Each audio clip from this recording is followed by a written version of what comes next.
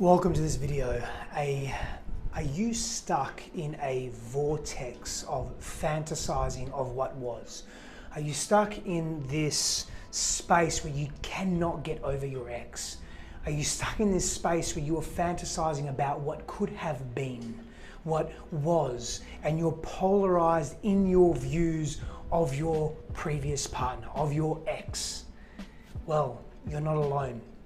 In today's video, what I really want to look at are two core reasons as to why we get stuck in this cycle of fantasy. So if you have been in that place before, if you've been in that place where you are stuck in a cycle of fantasizing about what could have been, and this doesn't just apply to ex-partners, this applies to the job that you missed out on, this applies to the family that you could have had, this applies to the travel that you could have done. Why do we get stuck in these cycles of despair and fantasy? Why do we get stuck into this polarization of what could have been? Now, whilst it can apply to different areas of our lives, what I'm really focusing on here is very much this attachment to ex-partners, this attachment to fantasizing about what could have been or what even should have been. The underlying issue that underpins all of this is self-worth. Is where are you in relation to how you perceive your level of worthiness? Are you good enough? Do you think that you are good enough? Do you feel yourself to be good enough? Are you worthy of love? Are you self-assured enough that you trust yourself, that you back yourself, that you know you are good, that you know you are a healthy individual? And so when you come from a place of self-empowerment, that you believe in yourself, that you carry a sense of self-worth, that you're not hyper-reliant on others to validate you, then the transition of moving out of a partnership, moving out of an intimate arrangement, moving out of a space where you were deeply, deeply connected to an individual, it shifts, it changes. And so what that looks like is you really coming from a place of, I believe in me, I trust me, I've got me, and I'm going to look at this situation holistically. I'm going to look at what the relationship was and what it could have been, but more importantly, I'm going to look at the part that I've played. Now, when you're coming from a healthy place, you have a capacity to do that. You have a capacity to think about that and feel into that. When we're coming from an unhealthy place where we don't deem ourselves to be worthy, when we carry low self-worth and low self-esteem, we blame ourselves and we project. We also polarize. Now, what I mean by that is that we focus on all the good things about the relationship and we forget why we actually broke up. What caused a separation? What caused us to not be in alignment anymore with our values? What were the quote-unquote negative aspects or points of the relationship and of that person and of me in the relationship?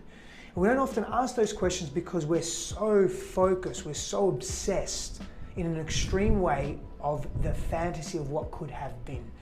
Now, there are two reasons, there are many reasons, but I'm going to speak to two reasons today as to why that happens. The first is familiarity. The brain and the ego love familiarity. The second point actually is linked to familiarity as well, but in a slightly different way, and I'll come back to that. But it's simply familiarity. We get accustomed, we're creatures of habit. Now, whilst novelty is very important to have in our lives, we are also creatures of habit. When we don't have enough habit and routine in our lives, we feel unstable, we feel disillusioned sometimes with life, and we feel sometimes even unsafe, depending on our background and our developmental history, and have we experienced trauma and volatility and confusion and violence in our lives. If we don't have routine, we feel imbalanced in ourselves. So one of the reasons why we fantasize about what could have been is because we're just missing the routine. We just really miss having that routine with that person, whether it's getting up with them every morning, whether it's seeing them every morning or seeing them every evening, whether it's having a date night every Thursday night, whatever it is, we get accustomed to the routine that makes us feel safe and grounded. Now, the choice here is to develop a new routine. Now, in the midst of grieving, we have to go through the grieving process of what we've lost. We have to go through a healing process and a process of recognition and revealing of, okay, let me understand the lessons and the teachings and the wisdom that's come from this experience in this partnership. And what have I learned and what am I going to bring into the next phase of my life? We have to go through that before we can develop a new routine with ourselves. But in saying that, developing a new routine almost immediately that at least takes care of our needs. Maybe it's being in nature or jumping in the ocean every day. Maybe it's a routine of movement. Maybe it's a routine of prayer or meditation. Maybe it's a routine of journaling, and using that as a healthy coping strategy can be very useful. Now, the second reason why we fantasize, and this is what I want to focus on, and there's really, we're speaking to three core reasons today, actually. I'm telling a lie, it's not just two, it's three.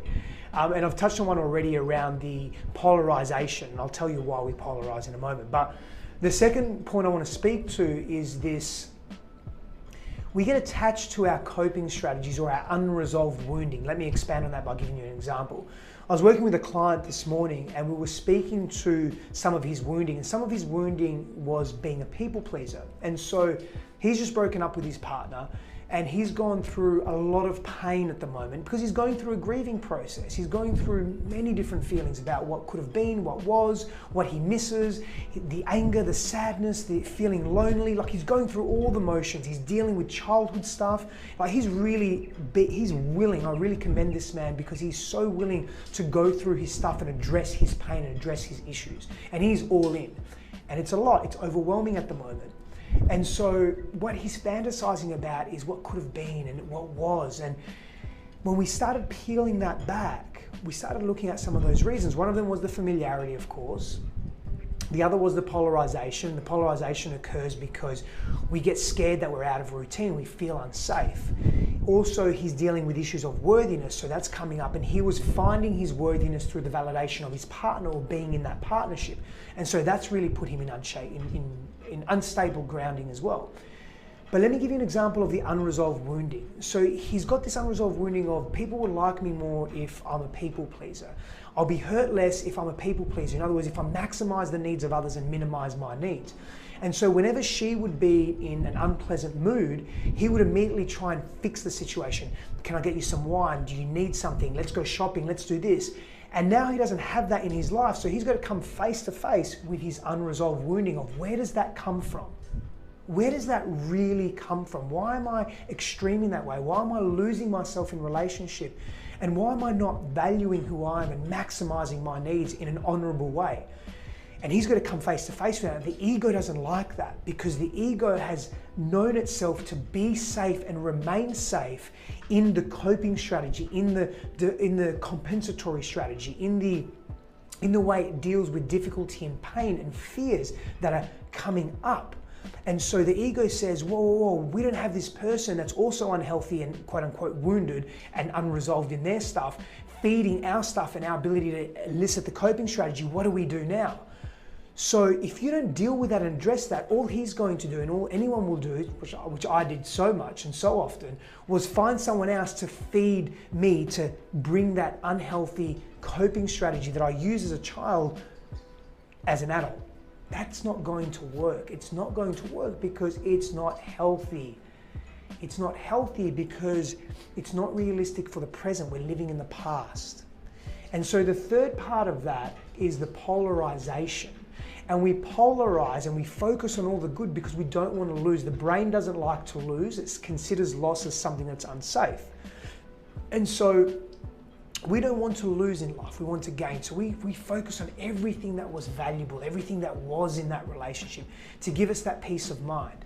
The truth of it is, here's a really simple exercise. Sit down with yourself and write down all the reasons why you broke up, why the relationship ended, and what you didn't resonate with and what wasn't in alignment with that partner.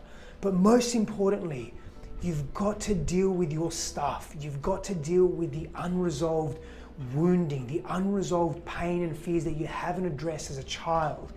And that there, when you're able to do that, that is so important. That's when you will experience freedom and liberation, and you will move into a new sense of self, when you can develop coping strategies that are more grounded in the present and are more relevant to what's happening now. They're less reactive and more responsive. And I'll do a video on reaction and response and unconditional and conditional love as well.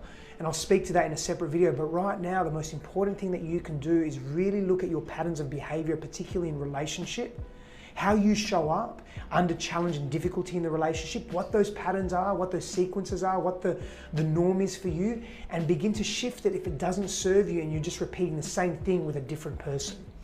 Many blessings on your journey. I'll speak to you soon.